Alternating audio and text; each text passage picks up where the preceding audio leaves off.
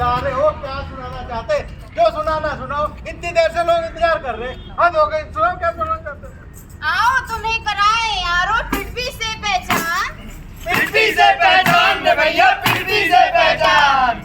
आए हैं हम देने सबको इसका सारा ज्ञान। इसका सारा ज्ञान रे भैया, इसका सारा ज्ञान। क्योंकि भ्रष्टाचार मिटाना है, अपना काम कराना है। भ्रष्टाचार मिटाना है, अपना काम कराना है। अरे अपना होगी काम में देरी जल्द मिलेगी मंजूरी। अरे अपना होगी काम में देरी जल्द मिलेगी मंजूरी। अब करो शिकायत नाम न होगा जल्द तुम्हारा काम भी होगा। करो शिकायत नाम न होगा जल्द तुम्हारा काम भी होगा। भ्रष्टाचार मिटाना है, अपना काम कराना है। भ्रष्टाचार मिटाना है, अपना काम कराना है। भ्रष्टाचार मिटाना है, अपना काम कराना है। भ्रष्टाचार मिटाना है, अपना काम कराना है। हाँ जी, कहिए क्या काम था? साहब जी नमस्ते। हाँ नमस्ते नमस्ते ऐसा है कि मुझे 10 महीने हो गए, जी। लेकिन मेरी रिटायरमेंट की पेंशन अभी तक नहीं मिली।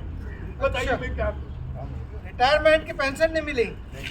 बाबूजी एक काम करना, आजकल ना ऑफिसों में काम बहुत ज्यादा रहता है। अब कल आइए ना, कल आपका काम करता हूँ। अच्छा साहब जी, मैं कल आ रहा हूं। जी जी ठीक है ठीक है। दफ्तर के चक्कर काट काट बाबूजी हो रहे परेशान हैं। बाबूजी हो रहे परेशान हैं। अरे कहाँ जाए और किधर जाए, आफत में उनकी जान है। आफत में उनकी जान है। अगले दिन? तो अगले दिन साहब जी नमस्ते। नमस्ते। वो मेरी पेंशन का क्या हुआ? मैं आया था ना कल आपके पास। कहा तो था बाद में आना, हद हो गई। अरे साहब आप भी कमाल करते हो। कल मैं आया था तो आपने कहा आ जाने के लिए, अब मैं आ जाए तो मेरे बाद में आना। ऐसे कैसे चलेगा? बताइए मैं कितने चक्कर का। हाँ कहा था तो क्या करूं? एक आदमी का काम नहीं है मेरे पास, और भी बहुत सारे काम है।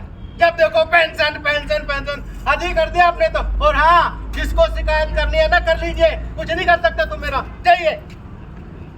अरे हुए रिटायर तनख्वाह बंद, अब पेंशन एक सहारा हो। पेंशन ही एक सहारा हो। दफ्तर में कोई सुनता ही नहीं, बिन पेंशन कैसे गुजारा हो। बिन पेंशन कैसे गुजारा हो। अरे बाबूजी इतना परेशान क्यों लग रहे हो? क्या हुआ है? बेटी क्या बताऊं, पेंशन ऑफिस गया था अपनी पेंशन लेने, लेकिन उन्होंने मुझे वापस दी। अब मुझे बताओ मैं कितने चक्कर वापस पेंशन ऑफिस, कोई काम होता ही नहीं है और कहते हैं बाद में आना बाद में आना। बताइए बाबूजी क्यों ना हम अपने गांव के मास्टर जी के पास चले?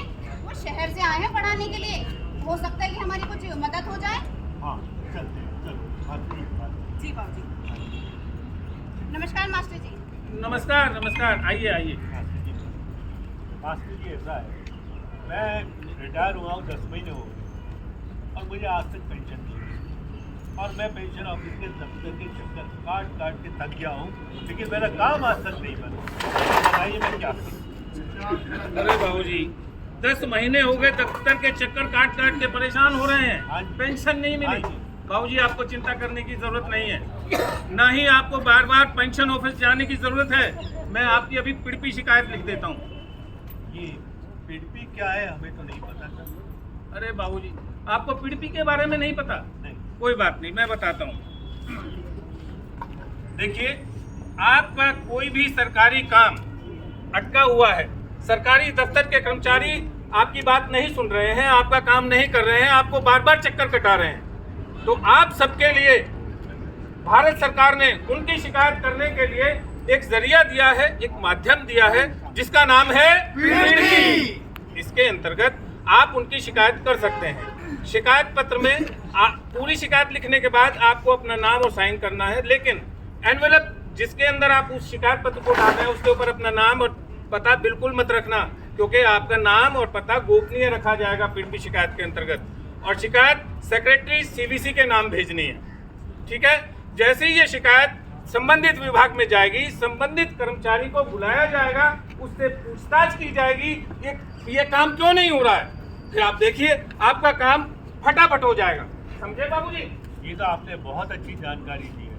हमें तो इसका पता ही नहीं था। अरे बाबूजी, ये पीडीपी रेजुलेशन सरकार ने सन 2004 में पारित किया था। इसके बारे में बहुत सारे लोगों को जानकारी नहीं है, लेकिन अब इसकी जरूरत नहीं है। आपको चक्कर काटने की कोई जरूरत नहीं है। मैं भी आपकी एप्लीकेशन बना देता हूँ।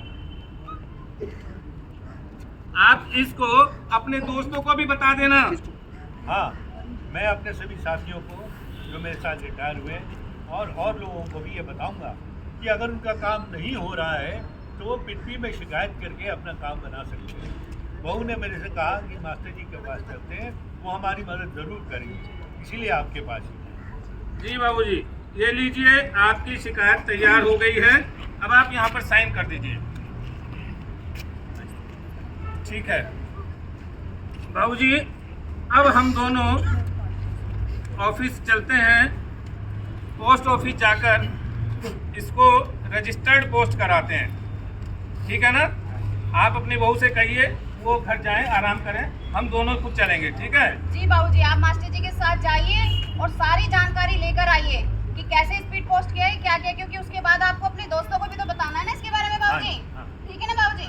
ये हमने इस पर लिख दिया है सेक्रेटरी सीबीसी और रजिस्टर्ड पोस्ट। ठीक है ना बाबूजी? आइए सर, ये एक पोस्ट है, इसको आप रजिस्टर्ड पोस्ट कर दीजिए।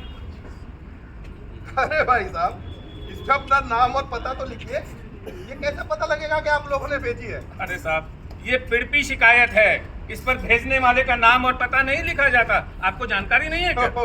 ठीक है, पता है। अभी पोस्ट कर देता हूँ बस। जी कर दीजिए। हो गई शिकायत पीडीपी में, हो गई शिकायत पीडीपी में।